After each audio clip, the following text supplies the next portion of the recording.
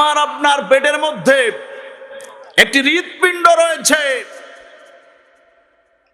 প্রতিদিন 1,00,000 বারের অধিক তাই স্পন্দন দিচ্ছে।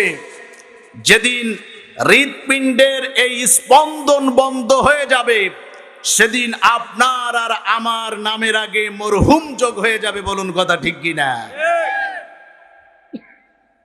একজন মানুষ প্রতিদিন 1.4 কিউবিক মিটার অক্সিজেন গ্রহণ করে থাকেন। এটি যদি কোনো হাসপাতাল থেকে আমাদের কেনা লাগতো, তাহলে দৈনিক বিল দিতে হতো 24,000 টাকা। আপনি যদি 60 বছর হায়াত পান, তাহলে আল্লাহর কাছ থেকে ফ্রিতে অক্সিজেন গ্রহণ করেছেন 54 কোটি টাকা।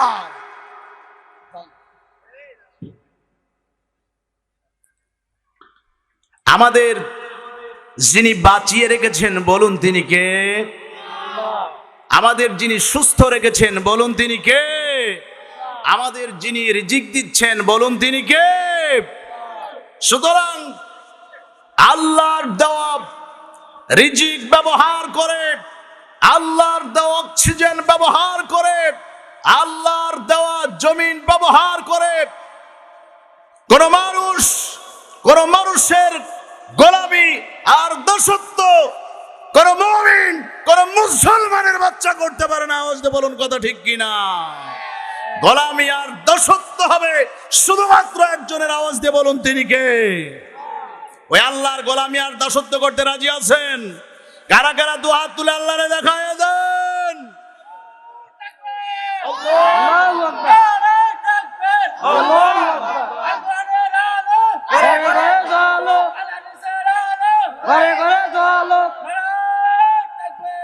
আল্লাহু আকবার। আল্লাহ কবুল করুন। সবাই পড়ুন আমিন। আমার প্রিয় আপনজনেরা, এজন্য দাসত্ব আর গোলামি হবে শুধুমাত্র কেবলমাত্র একজনের, তিনি হচ্ছেন আল্লাহ পাক। সালাতু সালাম পেশ করছি বিশ্ব মানবতার শ্রেষ্ঠ বন্ধু, বিশ্ব নবী, বিশ্ব নেতা, যিনি আইয়ামে জাহেলিয়ার যুগে আগমন করে অসভ্য মানুষগুলোকে সভ্য মানুষ বানিয়েছিলেন, যিনি অভদ্র মানুষগুলোকে ভদ্র মানুষ বানিয়েছিলেন। আল কোরআন নামক সংবিধান দিয়ে কোরআনের রাজ কায়েম করে, যিনি মদিনার ওই সবুজ গম্বুজের নিচেই শায়িত আছেন। আমরা ওই রসুলের প্রতি হৃদয়ের সবটুকু ভালোবাসা দিয়ে পড়ছি সাল্লাল্লাহু আলাইহি ওয়াসাল্লাম। আমার প্রিয় আপনজনেরা, যে রসুলকে আল্লাহ রাব্বুল আলামিন ভালোবাসেন, যে রসুলের মর্যাদা আল্লাহ রাব্বুল আলামিনের কাছে কেমন, নবী করিম সাল্লাল্লাহু আলাইহি ওয়াসাল্লামকে আল্লাহ রাব্বুল আলামিন মেরাজের রজনীতে আরশে আজিমের উপরে নিয়ে গেলেন। আল্লাহ রাব্বুল আলামিন রাসূলকে দাঁড় করিয়ে দিলেন, বললেন, বন্ধু, আপনাকে কোথায় এনেছি আপনি কি তা জানেন? আপনি যখন ছোট ছিলেন, ফেরেশতাদের বলেছিলাম আমার বন্ধুকে কোলে নাও। আমার সৃষ্টির পূর্ব থেকে পশ্চিম পর্যন্ত পুরো দিগন্ত ঘোরাও, আর আমার গোটা সৃষ্টির জগৎকে বলো তারা যেন আমার বন্ধুকে দেখে। আসমান দেখো, জমিন দেখো, আমার বন্ধুর নাক দেখো, মুখ দেখো, চোখ দেখো, চেহারা দেখো। 7 আসমানের উপরে আরশে আজিমে নিয়ে আল্লাহ রাব্বুল আলামিন রাসূলকে বললেন, বন্ধু আমার, সেদিন গোটা সৃষ্টি জগৎ আপনাকে দেখেছিল, আজ গোটা সৃষ্টি জগতের উপরে আপনাকে এনেছি। আপনার উপরে আমি আল্লাহ, আমার নিচে আপনি, আপনার নিচেই গোটা সৃষ্টি জগৎ। আজ আপনি দেখুন বন্ধু, গোটা সৃষ্টি জগৎ আমি আল্লাহ রব্বুল আলামিন কেমনে বানিয়েছি, আওয়াজ দিয়ে বলুন সুবহানাল্লাহ। যেই রাসূলের এত মর্যাদা আল্লাহ রব্বুল আলামিন দান করলেন, আল্লাহর পরেই যার মর্যাদা, অথচ মুসলমানেরা আজ সেই রাসূলের ভালোবাসা কলিজায় নাই, কথা বলুন ঠিক কিনা? সেই রাসূলের আদর্শ আজ মুসলমানদের কলিজার ভিতরে নাই। আজ যুবকেরা আদর্শ গ্রহণ করেছে সাকিব খান, শাহরুখ খান, নেইমার, রোনাল্ডোর আদর্শ আজ আমাদের যুবকেরা গ্রহণ করেছে। আমার প্রিয় আপনজনেরা, মুসলমানদের আদর্শ তো এমন হওয়ার কথা নয়। যুবক, কাকে তুমি আদর্শ হিসেবে গ্রহণ করতেছ? আজকে যুবকেরা চুল কাটে, এদিকে নাই ওদিকে নাই, মাথার উপরে ঝুটি, কথা বলুন ঠিক কিনা? যুবকরে কার আদর্শ তুমি গ্রহণ করছো, তুমি কি তা জানো? রাসূলুল্লাহ বলেছেন কিয়ামতের আগে দাজ্জাল আসবে, দাজ্জালের মাথার চুল হবে এলোমেলো, আর দাজ্জাল হবে যুবক। যুবকরে কাকে তুমি আদর্শ গ্রহণ করেছো, তুমি কি তা জানো? তোমার আদর্শ কোন নাপিত হতে পারে না, তোমার আদর্শ কোন, তোমার মডেল কোন নাপিত হতে পারে না। মুসলমানকে যিনি সাজিয়ে দিবেন তিনি হচ্ছেন মুহাম্মদুর রাসূলুল্লাহ সাল্লাল্লাহু আলাইহি ওয়াসাল্লাম, কথা বলুন ঠিক কিনা? মুসলমানকে তো সাজিয়ে দিবেন বিশ্বনবী মুহাম্মদুর রাসূলুল্লাহ সাল্লাল্লাহু আলাইহি ওয়াসাল্লাম। যুবকেরা আজ কোথায় চলেছে? আমার সন্তানেরা আজ কার আদর্শ গ্রহণ করেছে? আপনার সন্তান এলোমেলো চুল কাটে, কখনো কি আপনি আপনার সন্তানকে জিজ্ঞাসা করেছেন, বাবা তুমি কার আদর্শ গ্রহণ করতেছো? এ ব্যর্থতা আমার, কথা বলুন ঠিক কিনা? আমার সন্তান বিপদগামী হয়ে যায়, এ ব্যর্থতার কারণ নয়, এই ব্যর্থতা হচ্ছে আমার, কথা বলুন ঠিক কিনা? রাসূলকে ভালোবাসতে হবে কলিজা দিয়া, কথা বলুন ঠিক কিনা? রাসূলের ভালোবাসা হচ্ছে ঈমানের দাবি। পাইলে নিরালাই গো নবী, পাইলে নিরালাই, পাইলে নিরালাই গো নবী, পাইলে নিরালাই। দুই কদমে চুমু খাবো, দুই কদমে চুমু খাবো, চরণ ধুলি মাখবো গাই। পাইলে নিরালাই গো নবী, পাইলে নিরালাই, পাইলে নিরালাই গো নবী, পাইলে নিরালাই। দয়ার নবী কত দূরে, লোহিত সাগরের তীরে, মদিনারি সোনার ঘরে, মদিনারি সোনার ঘরে আছেন তিনি সর্বদাই। পাইলে নিরালাই গো নবী, পাইলে নিরালাই, পাইলে নিরালাই গো নবী, পাইলে নিরালাই। দুই কদমে চুমু খাবো, দুই কদমে চুমু খাবো, চরণ ধুলি মাখবো গাই। পাইলে নিরালাই গো নবী, পাইলে নিরালাই। লা ইলাহা জরে লা ইলাহা ইল্লাল্লাহ, জরে লা ইলাহা ইল্লাল্লাহ, লা ইলাহা ইল্লাল্লাহ মুহাম্মাদুর রাসূলুল্লাহ সাল্লাল্লাহু আলাইহি ওয়াসাল্লাম। প্রিয় ভাই সব, আমরা কোরআনের মাহফিলে আসতে পেরে খুশি না বেজার? জোরে বলুন, খুশি না বেজার?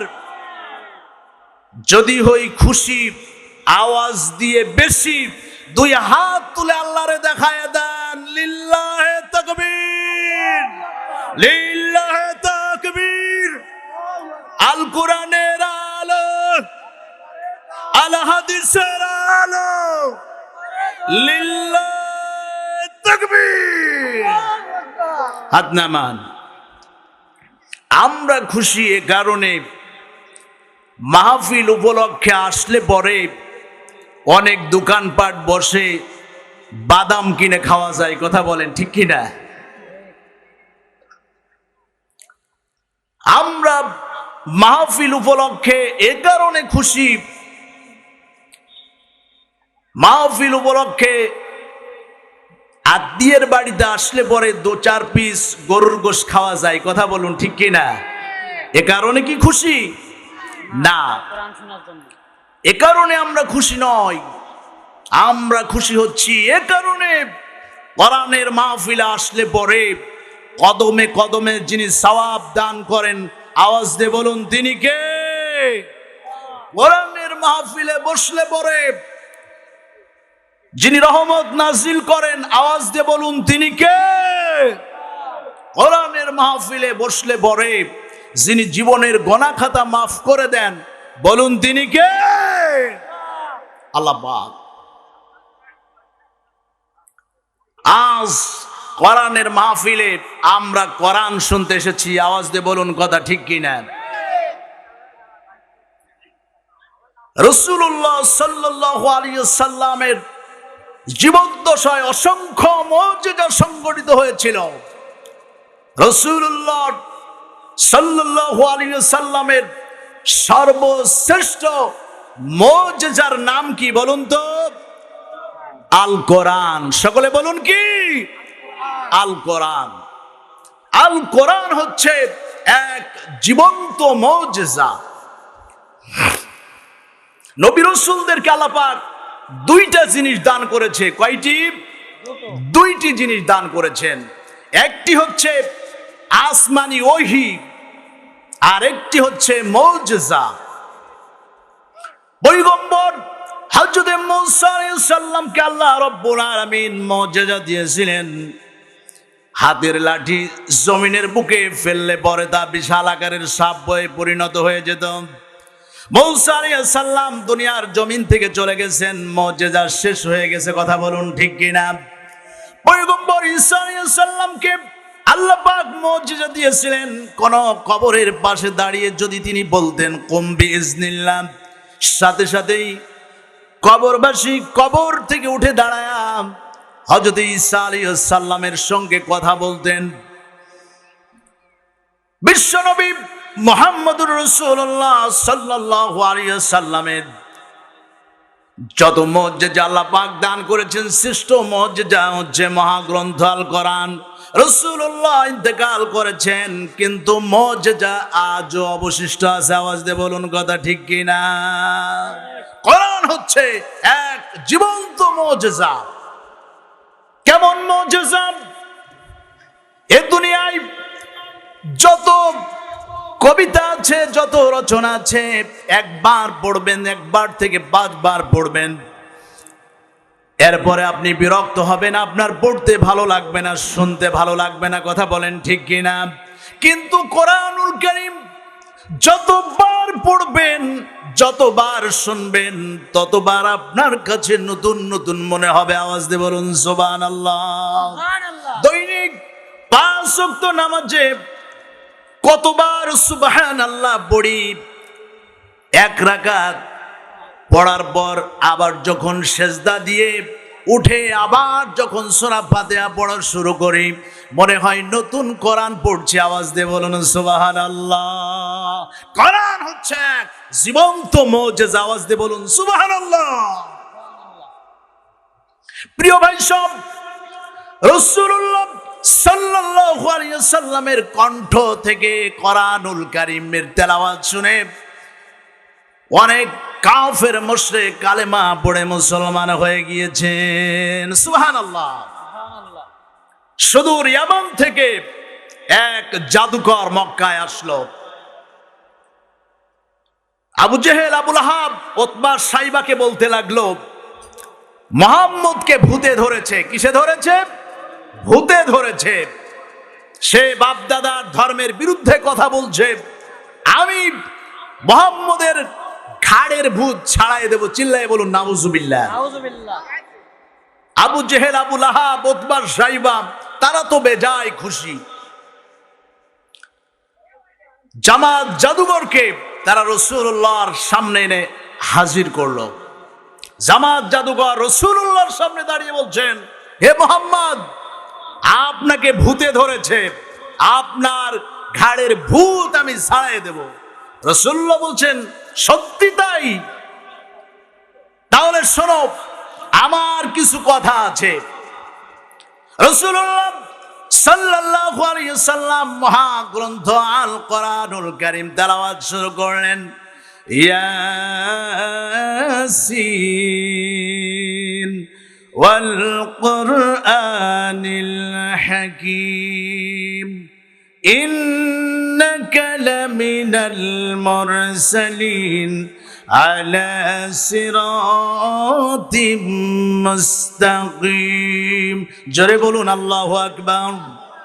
রাসূলুল্লাহর কণ্ঠে কোরআনুল কারীমের তেলাওয়াত শোনার পর জামাত জাদুঘর বলছে, মুহাম্মদ, কত কবির রচনা আমি পড়েছি, কত কবির কবিতা আমি শুনেছি, কিন্তু কোরআনুল কারীমের এই কোরআনের সঙ্গে, এগুলির সঙ্গে তার কোনো মিল নাই।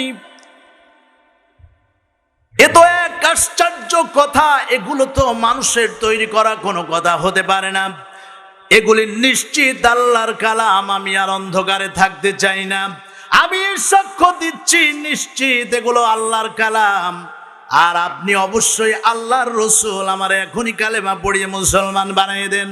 রাসূলুল্লাহ বললেন, আমার সঙ্গে পড়ুন, লা ইলাহা ইল্লাল্লাহু মুহাম্মাদুর রাসূলুল্লাহ সাল্লাল্লাহু আলাইহি ওয়াসাল্লাম।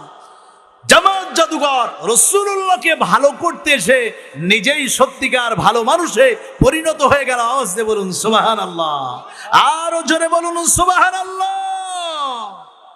আমার প্রিয় ভাই সব, আসুন আজকে আমরা সেই কোরআনুল কারীম থেকে আমরা আলোচনা শুনবো। আজকে এ মাহফিলে আমরা জানবো আল্লাহ রাব্বুল আলামিন যে সমস্ত মানুষদেরকে জাহান্নামে দিবেন, কি কারণে আল্লাহ রাব্বুল আলামিন তার বান্দাকে জাহান্নামে দিবেন, এই বিষয় সম্পর্কে আজকে আমরা আলোচনা করব। কষ্ট হবে আপনাদের? শেষ পর্যন্ত থাকবেন তো ইনশাআল্লাহ? কারা কারা থাকবেন দুহাত তুলে আল্লাহরে দেখায় দেন। লিল্লাহি তাকবীর, লিল্লাহি তাকবীর। আল্লাহ কবুল করুন, সবাই বলুন আমিন। আজকের এই আলোচনা শেষ না হওয়া পর্যন্ত কেউ আমরা উঠে যাব ইনশাআল্লাহ। খুবই গুরুত্বপূর্ণ আলোচনা হবে কোরআন থেকে। কেউ আলোচনার শেষ না হওয়া পর্যন্ত মেহেরবানি করে উঠে যাবেন না।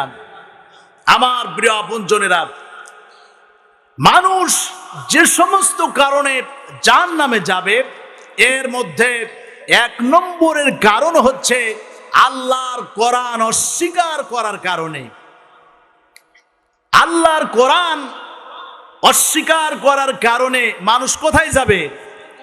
জোরে বলুন, কোথায় যাবে? জাহান্নামে যাবে। এ কথা কার? জোরে বলুন কার?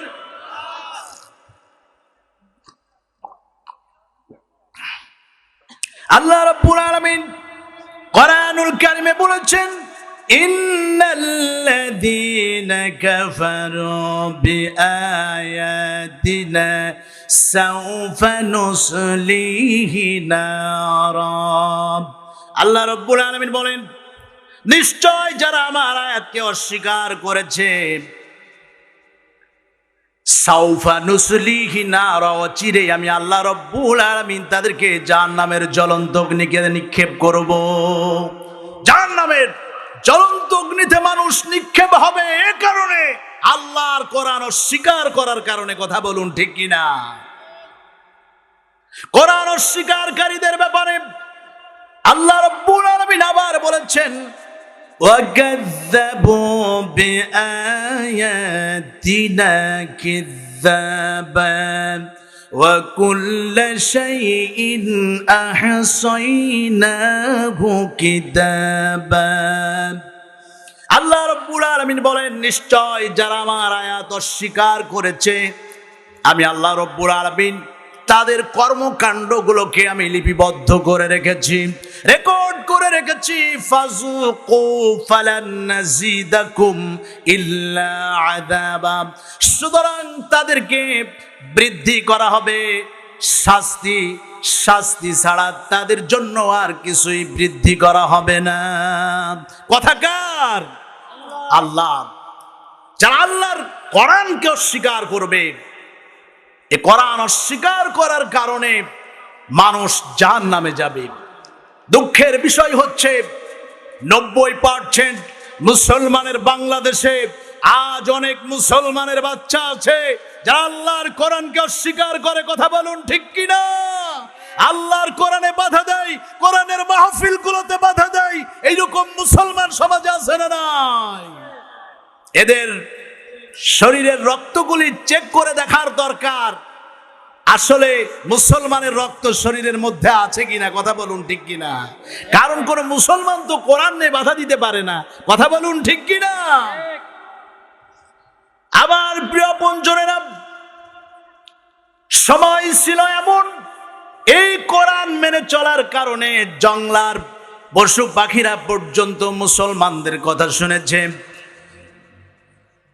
রাসূলুল্লাহর সাহাবী হযরত সাদ বিন আবি ওয়াক্কাস রাদিয়াল্লাহু তাআলা আনহু ৬০,০০০ সৈন্য নিয়ে পারস্যের বাহরাজ নগর অবরোধ করলেন।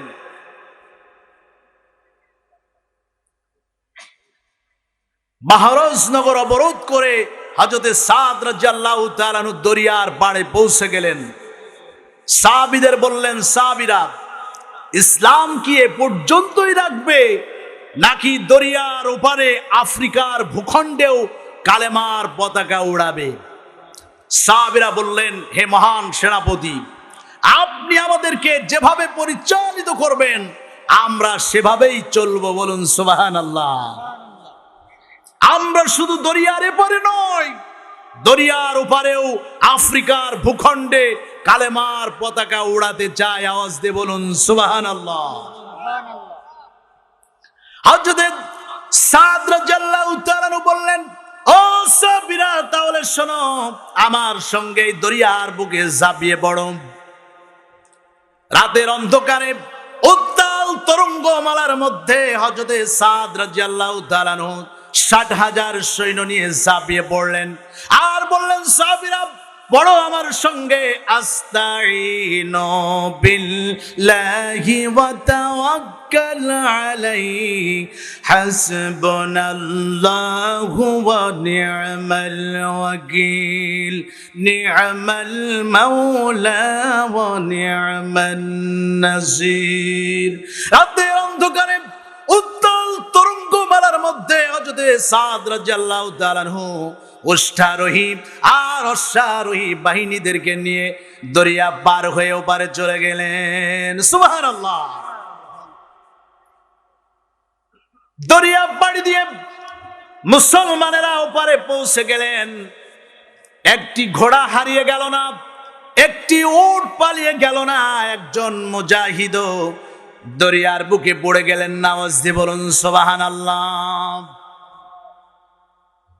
আফ্রিকার কাফের শাসক বুঝতে পারলো মুসলমানরা এসেছে ইসলামের প্রচার করার জন্য।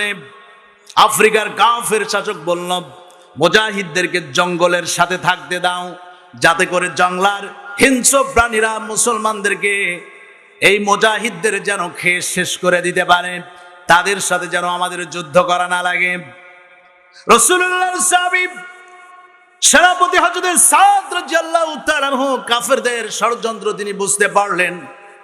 সাহাবীদের বললেন, একটা উঁচু মঞ্চ আমার জন্য তৈরি করো। উঁচু মঞ্চ তৈরি করা হলো। হযরত সাদ রাদিয়াল্লাহু তাআলা আনহু উঁচু মঞ্চের উপরে উঠে দাঁড়ালেন। জঙ্গলের দিকে মুখ করে তিনি জঙ্গলার হিংস্র প্রাণীদের লক্ষ্য করে বললেন, ও জঙ্গলার হিংস্র প্রাণীরা শোনো, আমরা বিশ্ব নবীর সাহাবী এসেছি ইসলাম প্রচারের জন্য। তোমরা এখান থেকে চলে যাও, আজকে রাত আমরা এখানে থাকবো। জঙ্গলের এই প্রান্ত ছেড়ে তোমরা অন্য প্রান্তে চলে যাও। আফ্রিকার জঙ্গলি মানুষগুলো মনে মনে ভাবলো, এরা কি পাগল নাকি? জঙ্গলার পশু কোনোদিন মানুষের কথা শোনে নাকি? কিছুক্ষণ পর দেখা গেল তাদের অবাক করে দিয়ে বাঘের লাইনে বাঘ, সিংহের লাইনে সিংহ, আন্ডা বাচ্চা মুখে করে নিয়ে জঙ্গলের এই প্রান্ত ছেড়ে তারা অন্য প্রান্তে চলে গেল। সুবহানাল্লাহ। আমার প্রিয় ভাই, সব সময় ছিল এমন, কোরআন অনুসরণ করার কারণে, কোরআনের বিধান পালন করার কারণে জঙ্গলের হিংস্র প্রাণীরা পর্যন্ত মুসলমানদের কথা শুনেছে। বলুন কথা ঠিক কিনা? আজ 200 কোটির উপরে মুসলমান আল্লাহর কোরআন অস্বীকার করার কারণে, কোরআনের আইন না মেনে চলার কারণে পৃথিবীর মুখে লাঞ্ছিত আর অপমানিত জাতিতে তারা পরিণত হয়েছে। বলুন কথা ঠিক কিনা? আজ ইসলাম, কোরআন, রাসূলের আদর্শ নিয়ে ষড়যন্ত্র আর চক্রান্ত শুরু হয়েছে। আওয়াজ দিয়ে বলুন কথা ঠিক কিনা? আমরা বলে দিতে চাই, তোমরা যত ইসলাম, কোরআন, রাসূলের আদর্শ নিয়ে ষড়যন্ত্র আর চক্রান্ত করো না কেন, তোমাদের সমস্ত ষড়যন্ত্র বানের জোয়ারে ভেসে যাবে। এ জমিন আল্লাহর, এ আসমান আল্লাহর, এ কোরআন আল্লাহর, কোরআনের বিধান আল্লাহর জমিনে বাস্তবায়িত হবেই, কেউ ঠেকাইতে পারবে না।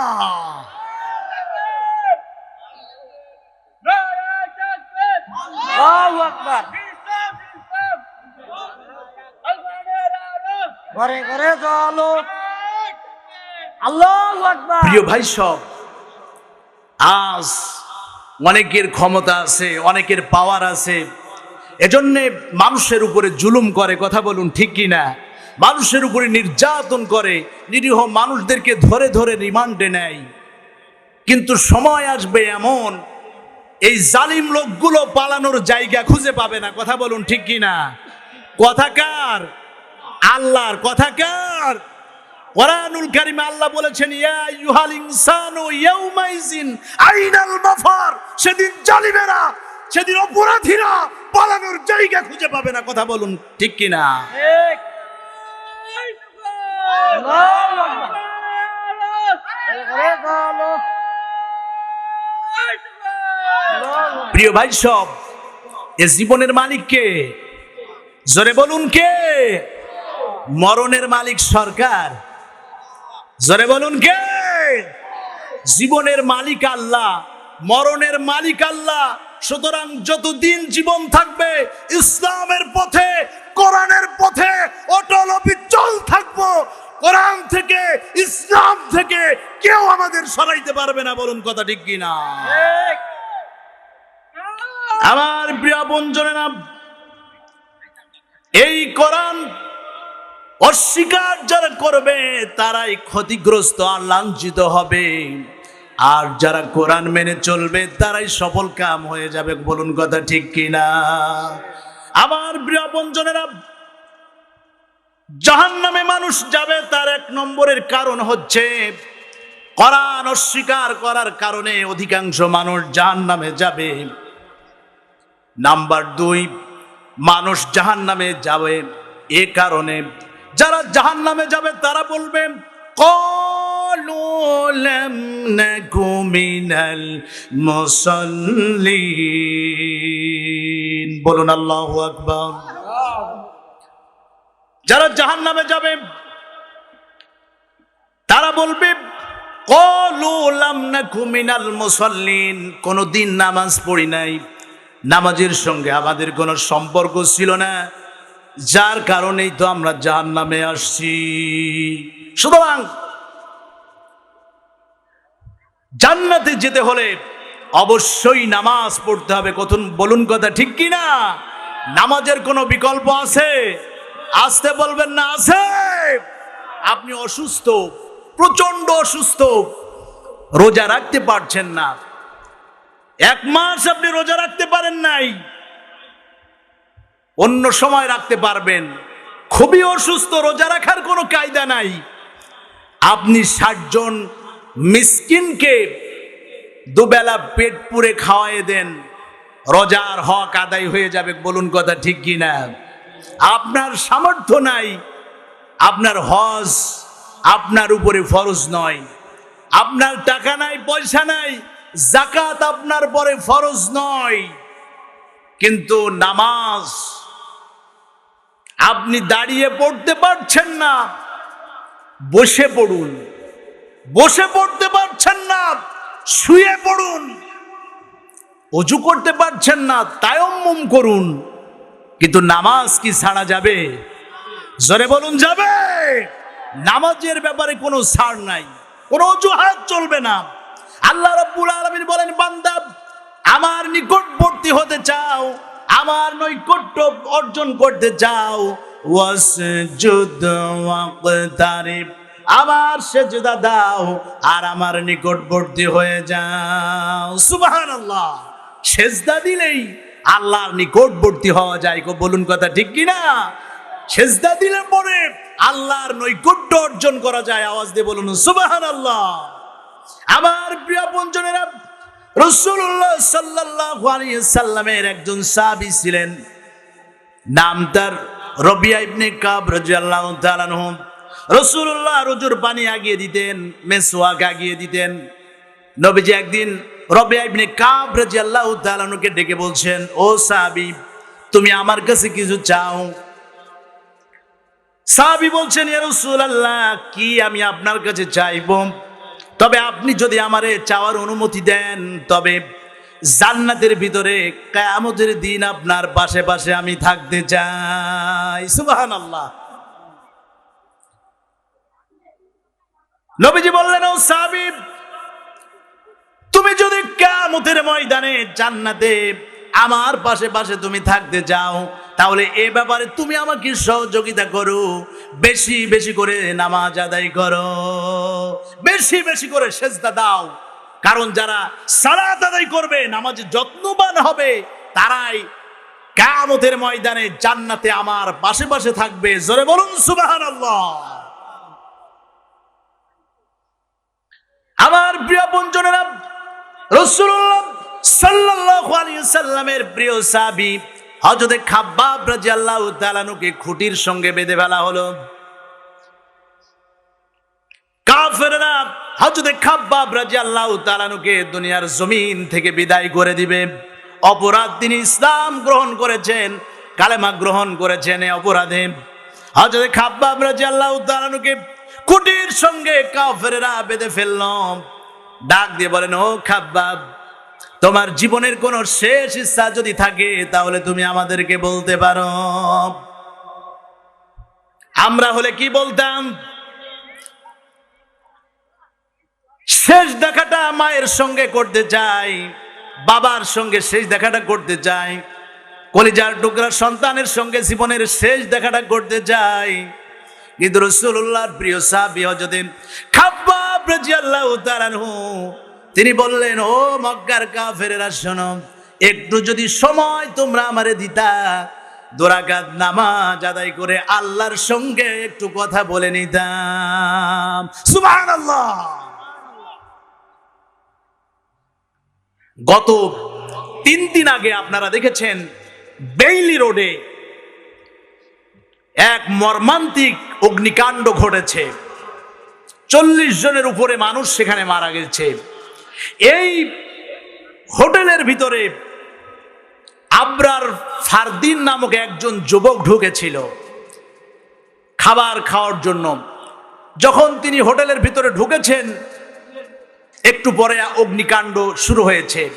দৌড়াইতে দৌড়াইতে তিনি ছাদের উপরে উঠে গিয়েছেন।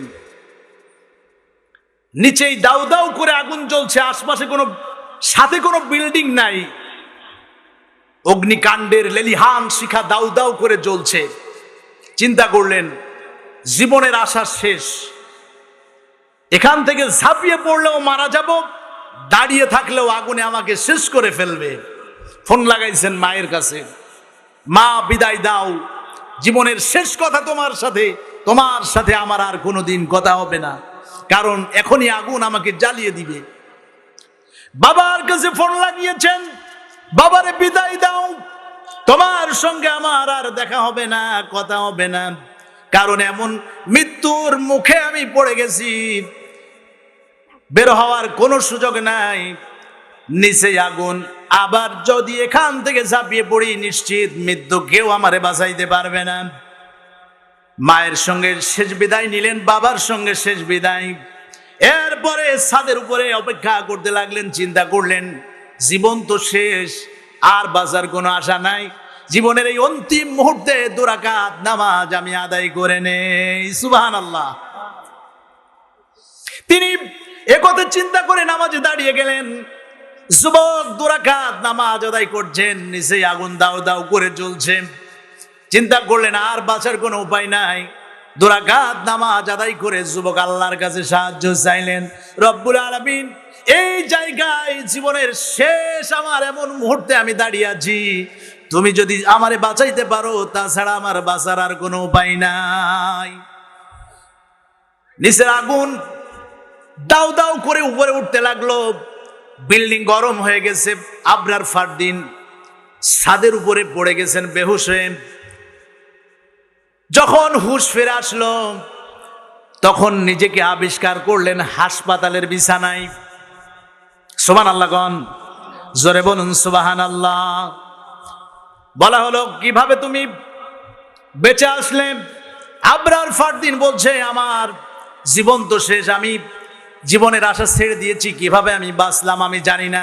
তবে আশপাশে যারা ছিলেন তারা বলছেন, ফায়ার সার্ভিসের লোকেরা যখন আল্লাহর কাছে দোয়া করেছে, তার দোয়া আল্লাহ রব্বুল আলামিনের দরবারে মঞ্জুর হয়ে গেছে। ফায়ার সার্ভিসের লোকেরা অনুসন্ধান করতে করতে ছাদের উপরে এসে দেখে যুবক বেহুশ হয়ে পড়ে আছে। আওয়াজ দিয়ে বলুন সুবহানাল্লাহ। হাসপাতালে ভর্তি হয়েছে, আল্লাহ রব্বুল আলামিন তারে বাঁচিয়ে দিয়েছেন। আওয়াজ দিয়ে বলুন সুবহানাল্লাহ। সকলের ক্ষমতা যেখানে শেষ, সেখানে আমার আল্লাহর ক্ষমতা শুরু। জোরে বলুন সুবহানাল্লাহ। তিনি তো আল্লাহ, তিনি সব কিছু করতে পারেন। ফাআলুল লিমা ইউরিদ, সকল কিছু একমাত্র করার ক্ষমতাই হচ্ছে আল্লাহ পাকের। আওয়াজ দিয়ে বলুন সুবহানাল্লাহ। আমার প্রিয় আপনজনেরা, এজন্য কোন অবস্থায় নামাজ ছেড়ে দেওয়া যাবে না। আমার অধিকাংশ মা বোনেরা এমন আছেন, নামাজ পড়তে চান না। পিতারা যদিও নামাজ পড়েন, বিয়ের সাথে লোক দেখানোর মতো যদিও নামাজ পড়েন, কিন্তু মা বোনেরা বাড়ির পরিবেশে তারা নামাজ আদায় করতে চান না। বলুন কথা ঠিক কিনা?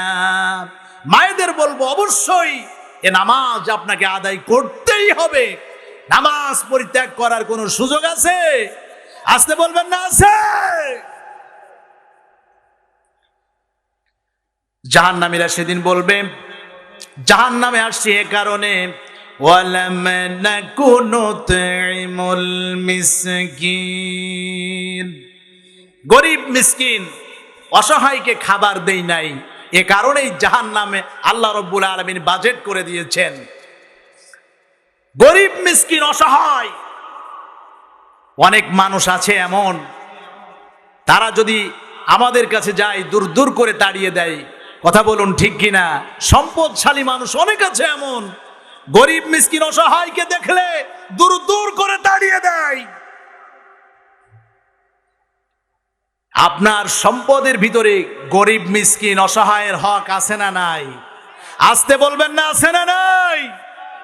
আল্লাহ আপনাকে সম্পদ দিয়ে পরীক্ষা নিচ্ছেন। এ সম্পদ আপনার চিরস্থায়ী নয়। বলুন কথা ঠিক কিনা?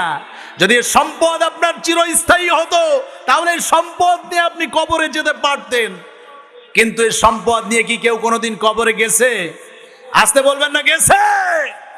সম্পদ নিয়ে কেউ কোনোদিন কবরে যেতে পারে নাই। সুতরাং এ সম্পদ দুনিয়ায় পড়ে থাকবে। এতিম মিসকিন অসহায়ের হক যদি আপনি বুঝে না দেন, তাহলে আল্লাহ রব্বুল আলামিনের দরবারে আসামির কাঠ গড়ায় দাঁড়িয়ে যেতে হবে। বলুন কথা ঠিক কিনা? আবার প্রিয় ভাই সব, অনেক মানুষ এমন আছে নিজের জনম দুঃখী মাকে পর্যন্ত খাবার খেতে দিতে চায় না, পোশাক দিতে চায় না। 4 জন সন্তান সরকারি চাকরি করে, ভালো ভালো টাকা ইনকাম করে, কিন্তু জনম দুঃখী মাকে তারা খবর নেয় না। এইরকম সন্তান আমাদের সমাজে আছে না নাই? মাকে খাবার দিতে চায় না, পোশাক দিতে চায় না। বড় আশ্চর্য হয়ে যায়। আমার প্রিয় আপনজনেরা, অনেক স্বামী এমন আছেন নিজে ভালো ভালো খাবারগুলি খান, কিন্তু স্ত্রী তারে ভালো খাবারের ব্যবস্থা করতে চান না, আছে না নাই? আমার প্রিয় আপনজনেরা, মা বোনেরা আজকে যারা এসেছেন, অনেক মা বোন আজকের মাহফিলে এসেছেন, আমরা যারা পুরুষ আছি, নেককার স্বামী আপনি যদি হতে চান, নেককার পুরুষ যদি আপনি হতে চান, তাহলে আপনার ভিতরে 5টি কোয়ালিটি থাকতে হবে। কয়টি? জোরে বলুন, কয়টি? 5টি কোয়ালিটি থাকতে হবে। নাম্বার 1, নিজে যা খাবেন স্ত্রীকেও তাই খাওয়াতে হবে। আপনি প্রতিদিন মাছের কাল্লা খাবেন আর স্ত্রী প্রতিদিন লেজ খাবে, তা হবে না। বলুন কথা ঠিক কিনা? নেককার স্বামী যদি আপনি হতে চান, মাছের কাল্লা খাওয়ার সময় স্ত্রীকে অর্ধেক দেওয়া লাগবে। বলুন কথা ঠিক কিনা? এজন্য নেককার স্বামী যারা, তাদের 1 নম্বরের বৈশিষ্ট্য হচ্ছে, রাসূলুল্লাহ বলেছেন, নেককার স্বামী হচ্ছে তারা যারা নিজে যা খায় স্ত্রীকেও তাই খাওয়ায়। নাম্বার 2, নেককার স্বামীর বৈশিষ্ট্য হচ্ছে নিজে যা পরবে স্ত্রীকেও তাই পরাবে। নিজে যদি প্যান্ট পরেন, স্ত্রীকে কি পরাবেন? প্যান্ট পরাবেন। অনেক স্বামী এমন আছেন, অনেক মা বোন এমন আছে যারা প্যান্ট পরে রাস্তায় ঘুরে বেড়ায়, মেয়েদেরকে প্যান্ট কিনে দেয়, মেয়েদের প্যান্ট পরানোর ব্যবস্থা করে দেয়। আমার প্রিয় আপনজনদের বলবো, নেককার স্বামী যদি আপনি হতে চান, অবশ্যই প্যান্ট পরাবেন না। মেহেরবানি করে প্যান্ট পরানো যাবে? জোরে বলুন, যাবে?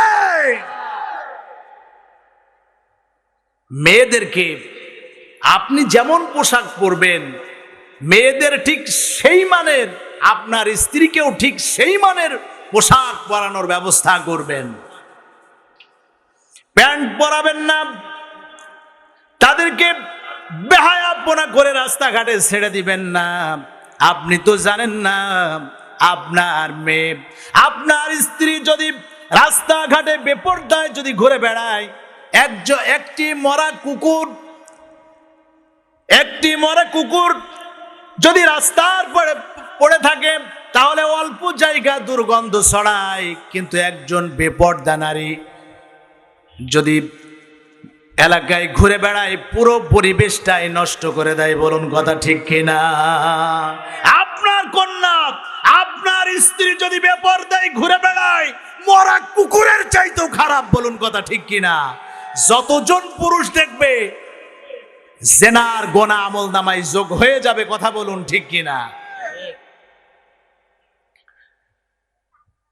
নাম্বার 3, স্ত্রীকে গালি দেওয়া যাবে না। নেককার স্বামী যারা হবেন, স্ত্রীকে গালি দিতে পারবেন না, স্ত্রীকে কটু কথা বলতে পারবেন না। অনেক স্বামী আছে এমন, রান্না করতে দেরি হয়েছে, গালি দিয়ে তারে ধুয়ে ফেলে দেয়। বলেন কথা ঠিক কিনা? একেবারে মা তুলে বাবা তুলে তারে গালি দিয়ে একেবারে শেষ করে ফেলে দেয়। নেককার স্বামী যারা হবেন, তারা কখনো স্ত্রীকে গালি দিবেন না, কটু কথা বলতে পারবেন না। নাম্বার 4, তাকে প্রহার করতে পারবেন। জোরে বলেন, স্ত্রীকে মারা যাবে? স্ত্রীকে মারা যাবে, স্ত্রীকে মারা যাবে। আল্লাহ রাব্বুল আলামিন কোরআনে বলেছেন, ওয়াদরিবুহুন্না। কথা কার? জোরে বলুন, কার? স্ত্রীকে প্রহার করা যাবে, স্ত্রীকে মারা যাবে। তবে তাফসিরে এসেছে, সেই লাঠির লম্বা হবে 9 ইঞ্চি। কয় ইঞ্চি? 9 ইঞ্চি।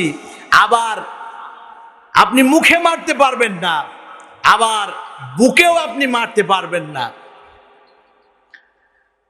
অনেক স্বামী এমন আছে মেরে স্ত্রীর দাঁতও ফেলে দেয়, বলেন কথা ঠিক কিনা? এইরকম স্বামী কিন্তু আছে। যারা নেককার স্বামী হতে চান, কখনো স্ত্রীকে আঘাত করা যাবে না, তবে শাসন আপনি অবশ্যই করবেন। রাসূলুল্লাহ সাল্লাল্লাহু আলাইহি ওয়াসাল্লামের 9 জন স্ত্রী ছিলেন, অথচ রাসূলুল্লাহ সাল্লাল্লাহু আলাইহি ওয়াসাল্লাম কোনোদিন কোন স্ত্রীকে আঘাত করেন নাই, কোন স্ত্রীকে গালি দেন নাই। হযরত আয়েশা সিদ্দিকা রাদিয়াল্লাহু তাআলা আনহা বলেন, রাসূলুল্লাহ সাল্লাল্লাহু আলাইহি ওয়াসাল্লাম গ্লাসের যেই জায়গায় মুখ দিয়ে আমি পানি খেতাম, রাসূলুল্লাহ সাল্লাল্লাহু আলাইহি ওয়াসাল্লাম গিলাসের সেই জায়গায় মুখ দিয়ে তিনি পানি খেতেন। সুবহানাল্লাহ। স্ত্রীদের ভালোবাসতেন বিশ্বনবী মুহাম্মদুর রাসূলুল্লাহ সাল্লাল্লাহু আলাইহি ওয়াসাল্লাম। সুতরাং এতিম মিসকিন অসহায় যারা আপনার কাছে সাহায্য চাইবে, অবশ্যই তাদেরকে সাহায্য করতে হবে। রাজি আছেন সবাই? ইনশাআল্লাহ। নাম্বার 4, যারা জাহান্নামে যাবে তারা সেদিন বলবে, ওয়া কুন্না নাখুদু মাআল খাইদিন। আমরা সমালোচনাকারীদের সঙ্গে সমালোচনা করতাম, মানুষের পিছনে সব সময় সমালোচনা করতাম। হুজুরদের মানুষ মারে কেন? দোষ না থাকলে অমনি মারে। আমি তাদের বলতে চাই, বিশ্বনবী মুহাম্মদুর রাসূলুল্লাহ সাল্লাল্লাহু আলাইহি ওয়াসাল্লাম উহুদের ময়দানে মেরে দান মোবারক শহীদ করা হয়েছিল, বলুন কথা ঠিক কিনা? তায়েফের ময়দানে শরীরের রক্ত ঝরেছে, উহুদের ময়দানে দান মোবারক শহীদ হয়েছে। কোন কারণে? আল্লাহর দ্বীন ইসলাম প্রতিষ্ঠিত করতে গিয়েই, আন্দোলন করতে গিয়েই তিনি নির্যাতিত হয়েছেন, বলুন কথা ঠিক কিনা? আজ ওই দুনিয়ার ময়দানে যারা ইসলাম কোরআন যারা প্রতিষ্ঠিত করতে যাবে, আন্দোলন যারা করবে, তাদের উপরেও এইরকম জুলুম নির্যাতন এসে যাবে, বলুন কথা ঠিক কিনা? কোরআনের পাখি দীর্ঘ 50টি বছর মানুষের দ্বারে দ্বারে আল্লাহর কোরআনের বাণী পৌঁছে দিয়েছেন, বলুন কথা ঠিক কিনা? এই মানুষটিকে নির্যাতন করে, এক যুগ নির্যাতন করে তাকে মৃত্যুর মুখে ঠেলে দেওয়া হলো, বলুন কথা ঠিক কিনা? অপরাধ তার একটাই, তিনি কোরআনের কথা বলেন, ইসলামী আন্দোলন করেন, বলেন কথা ঠিক কিনা? কোরআনের পাখি আল্লামা সাঈদী কেঁপে ওঠে ভুবন মরণে তোমারি। কোরআনের পাখি আল্লামা সাঈদী কেঁপে ওঠে ভুবন মরণে তোমারি। বুক ফাটা আওয়াজ কাঁদিল সবাই, তোমারি বিরহে কাঁদে বিশ্বময়। বিদাহের আহ্বান চির বিদায়, তোমারি বিরহে কাঁদে বিশ্বময়। জীবনে শেষ কথাটা বলতে পারোনি, এতটুকু খাবার তোমায় জোটেনি, বলুন কথা ঠিক কিনা? জীবনে শেষ কথাটা বলতে পারোনি, পিপাসার পানিটাও তোমায় জোটেনি। জীবনে শেষ দেখাটা হলো না তোমায়, তোমারি বিরহে কাঁদে বিশ্বময়। বিদাহে রাহাবান চির বিদায়, তোমারি বিরহে কাঁদে বিশ্বময়। বিদাহে রাহাবান চির বিদায়, তোমারি বিরহে কাঁদে বিশ্বময়। লা ইলাহা, একটু মহব্বতে পড়েন লা ইলাহা।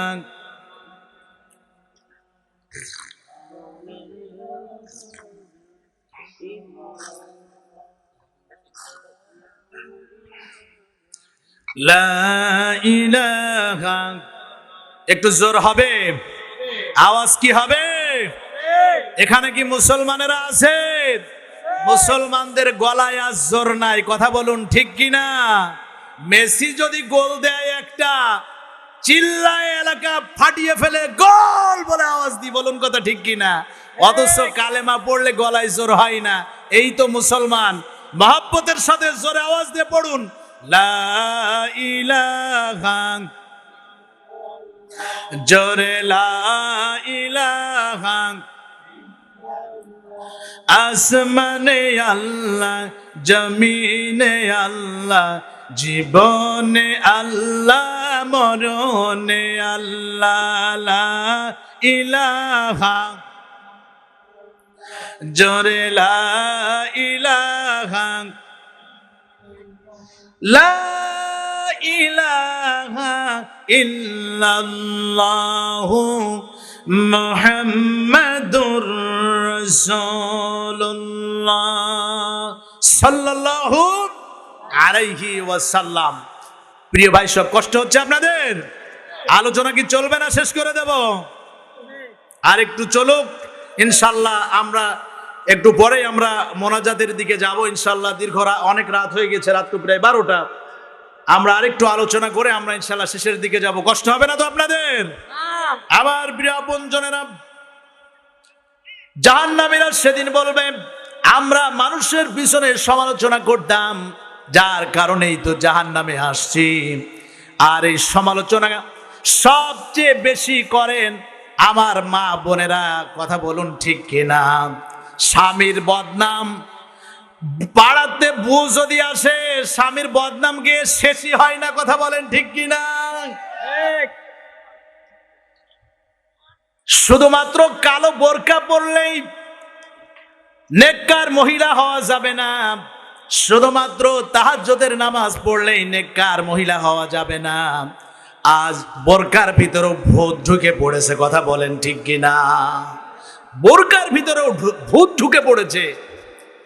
বোরকা তৈরি হচ্ছে এমন, কোথায় কি আছে সব দেখা যায়, কথা বলেন ঠিক কিনা? আহা, বোরকা তো হবে মহিলাদের আব্রু সতর ঢাকার একটা মাধ্যম, বলুন কথা ঠিক কিনা? কিন্তু বোরকাগুলো আজ এমন মডেলে তৈরি হচ্ছে, যুবকরা আজ এই বোরকা পরা মেয়েদের দেখে পাগল, কথা বলুন ঠিক কিনা? আগেরকার দিনে মা বোনদের দেখেছি, তারা যখন বোরকা পরতো মানুষ সম্মানের সঙ্গে তাদের দিকে নজর দিত, দৃষ্টি দিত, কথা বলুন ঠিক কিনা? আজকে বোরকা কোম্পানিগুলো এমন বোরকা তৈরি করা শুরু করেছে, যুবকরা পাগল, কথা বলেন ঠিক কিনা? মা বোনদের বলবো টাইট ফিটিং বোরকা আপনারা পরবেন না। আজকে মা বোনেরা যারা আছেন তাদেরকে বলবো, আপনি যদি নেককার স্ত্রী হতে চান তাহলে 4টি বৈশিষ্ট্য আপনার ভিতরে থাকতে হবে। 1 নম্বরের বৈশিষ্ট্য হচ্ছে আপনার স্বামী, তাকে আপনার খুশি করতে হবে। সেটা আপনার কথা দিয়ে হোক, সেটা আপনার অঙ্গভঙ্গি দিয়ে হোক, সেটা খাবারের মাধ্যমে হোক। স্বামী যেটা পছন্দ করে স্বামীকে আপনার খুশি করতে হবে। স্বামীকে যদি আপনি খুশি করতে পারেন তাহলে আপনার কপাল খুলে যাবে, আপনি নেককার মহিলা। সুবহানাল্লাহ। অনেক মা বোন এমন আছেন স্বামীর গুরুত্বই দিতে চান না। নেককার মহিলার বৈশিষ্ট্য হচ্ছে, এক নম্বরে স্বামীকে আনন্দ দিবে।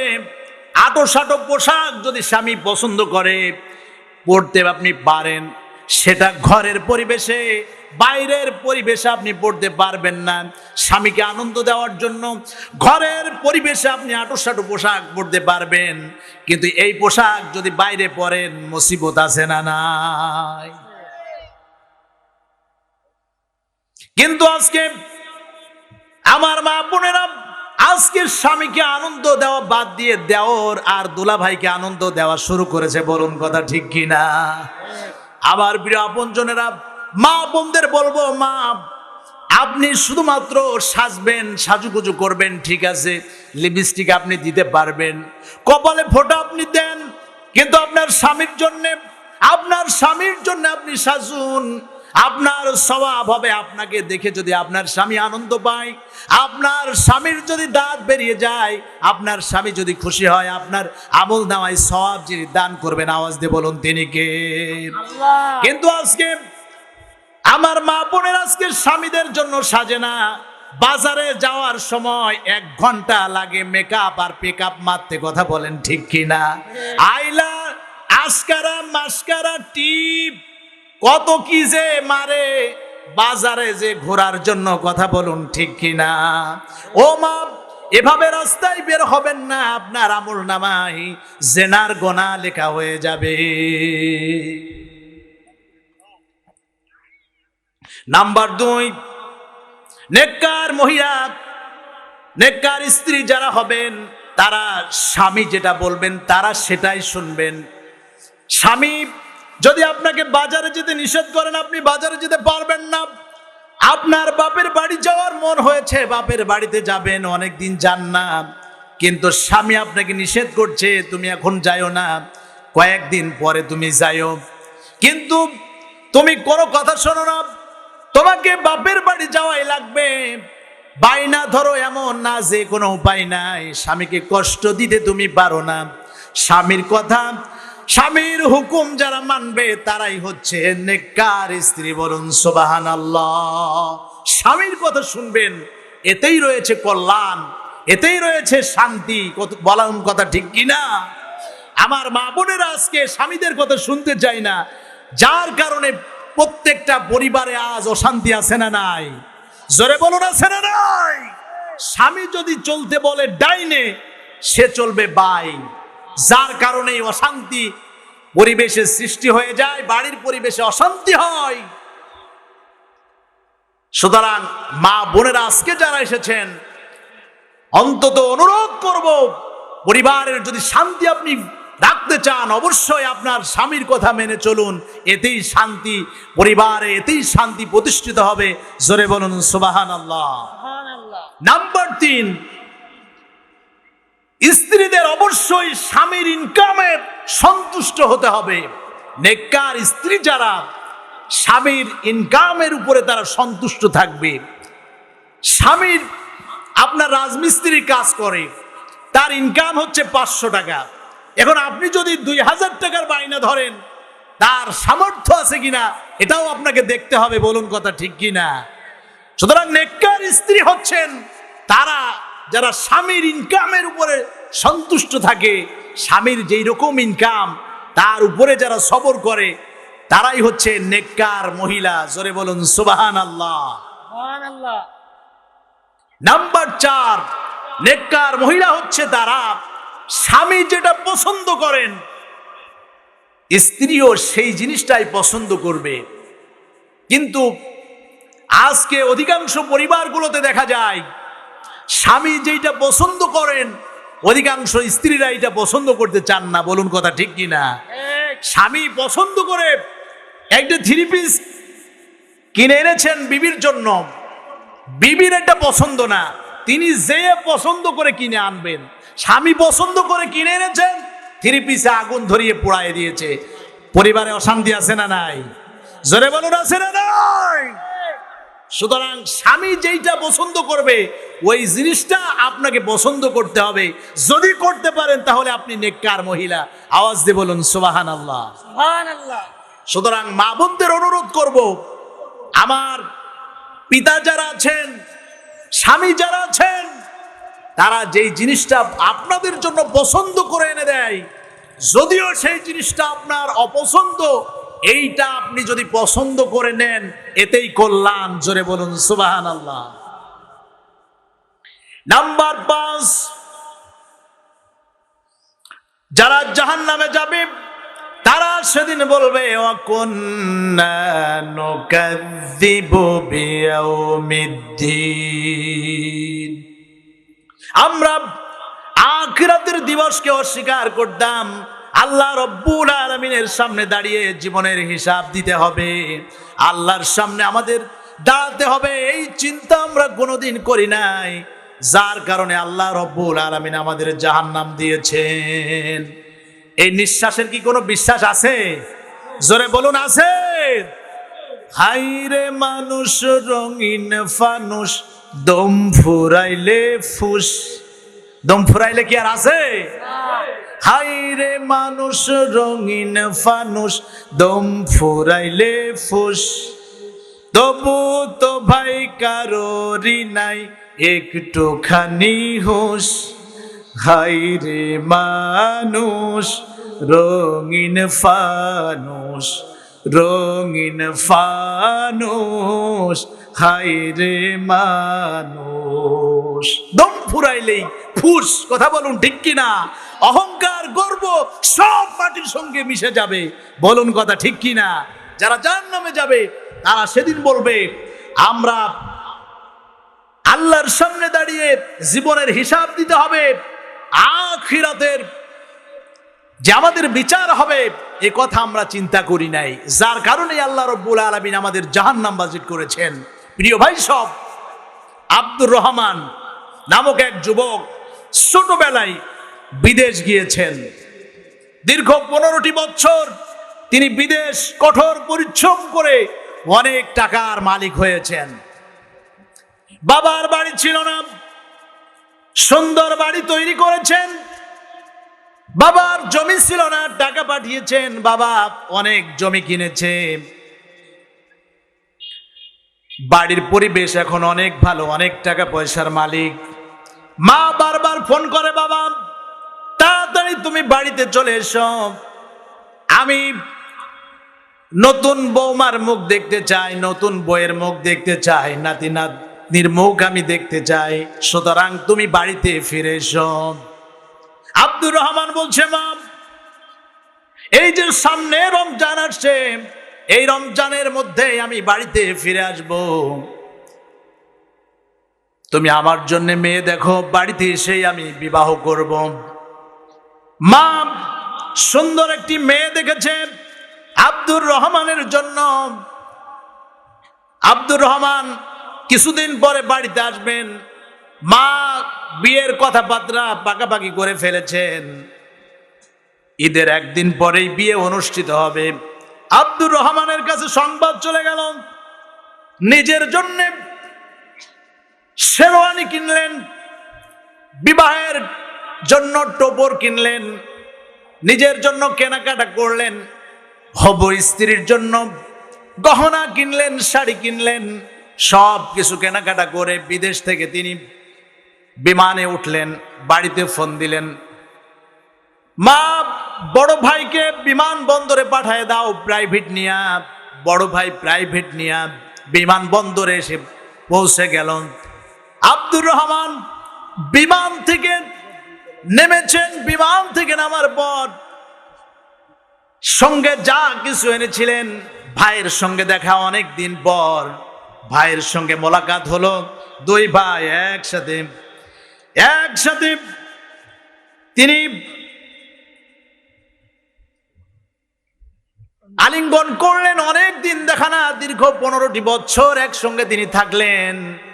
ভাইয়ের সঙ্গে দেখা হলো। ভাই জিনিসপত্র যা কিছু এনেছিলেন সমস্ত জিনিসপত্রগুলো গাড়িতে উঠালেন। প্রাইভেটে উঠানোর পর দুই ভাই একত্রে রওনা করেছেন।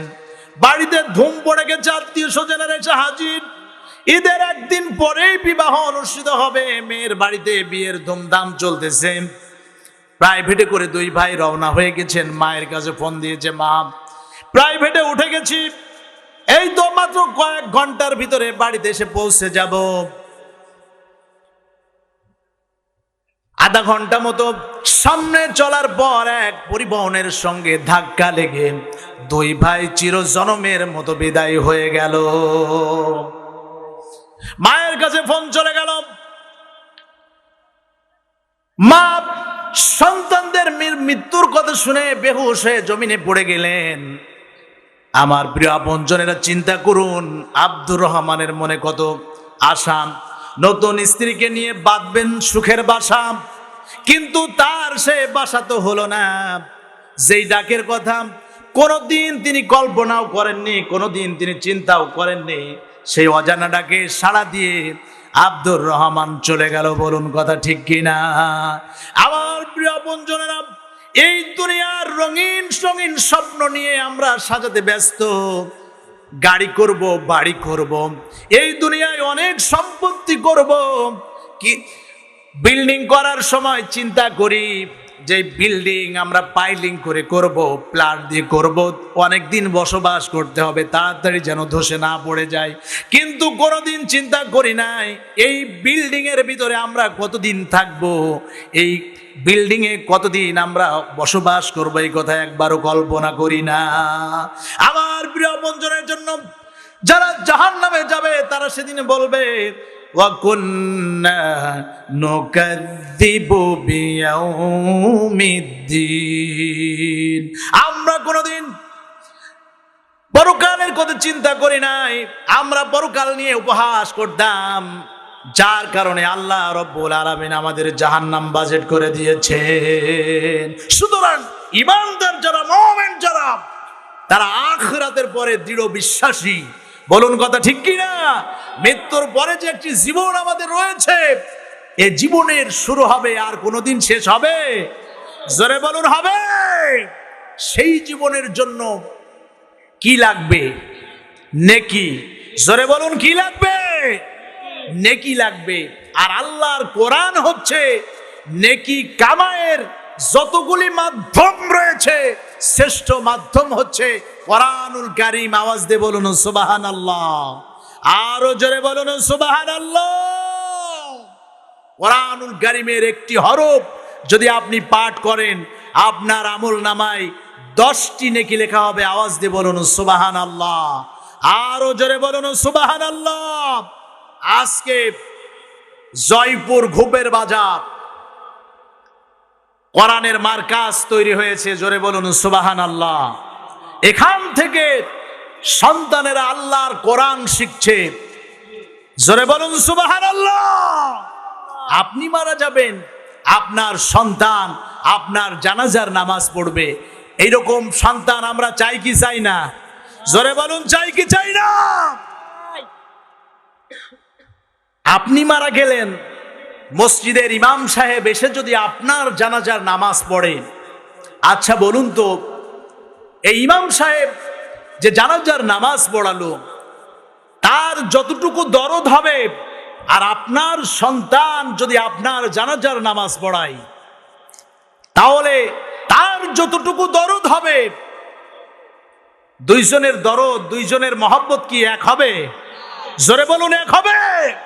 সুতরাং আজকের মাহফিলে আপনাদের অনুরোধ করব, অন্তত দুনিয়ার জমিনে এমন একটা সন্তান রেখে যান, যেই সন্তান আপনি মারা গেলে আপনার জন্য দোয়া করতে পারে। কি এরকম সন্তান আমরা চাই কি চাই না? জোরে বলুন, চাই কি চাই না? অন্তত আপনি মারা গেলে আপনার সন্তান যেন আপনার কবরের পাশে গিয়ে অন্তত আপনার জন্য যেন দোয়া করে। আজকে আমাদের অনেক পিতামাতা, আজকের মাহফিলে অনেক যুবক ভাইরা এসেছেন, অনেক মুরব্বী বাবাজিরা এসেছেন। বাবা অনেক দিন আগে মারা গেছে, কিন্তু কোনোদিন বাবার কবরের পাশে গিয়ে দাঁড়ান নাই? এরকম সন্তান আছে না নাই? জোরে বলুন, আছে না নাই? অন্তত প্রত্যেক দিন একটি বারের জন্য হলেও বাবার কবরের পাশে গিয়ে দাঁড়ান। যদি দিনে না পারেন অন্তত সপ্তাহে একদিন যান, বাবার কবরের পাশে যান, মায়ের কবরের পাশে যান, চোখের পানি ফেলে আল্লাহর কাছে দোয়া করুন। আপনার আল্লাহ পাক আপনার পিতা মাতাকে মাফ করে দেবে। জোরে বলুন সুবহানাল্লাহ, আরো জোরে বলুন সুবহানাল্লাহ। আর ইমাম সাহেব, হুজুর, আমরা যতই দোয়া করি এ দোয়া কবুল হবে কিনা এর কি কোনো গ্যারান্টি আছে? জোরে বলুন আছে। কিন্তু সন্তান যদি দোয়া করেন, এ দোয়ার গ্যারান্টি যিনি দিয়েছেন তিনি হচ্ছেন বিশ্বনবী মুহাম্মদুর রাসূলুল্লাহ সাল্লাল্লাহু আলাইহি ওয়াসাল্লাম। প্রিয় ভাই সব, এজন্য এমন একজন সন্তান দুনিয়াতে রেখে যান, অন্তত যে সন্তান আপনার জন্য প্রাণ ভরে দোয়া করবে, এরকম সন্তান আমরা দুনিয়াতে রেখে যেতে চাই। আল্লাহ কবুল করুন।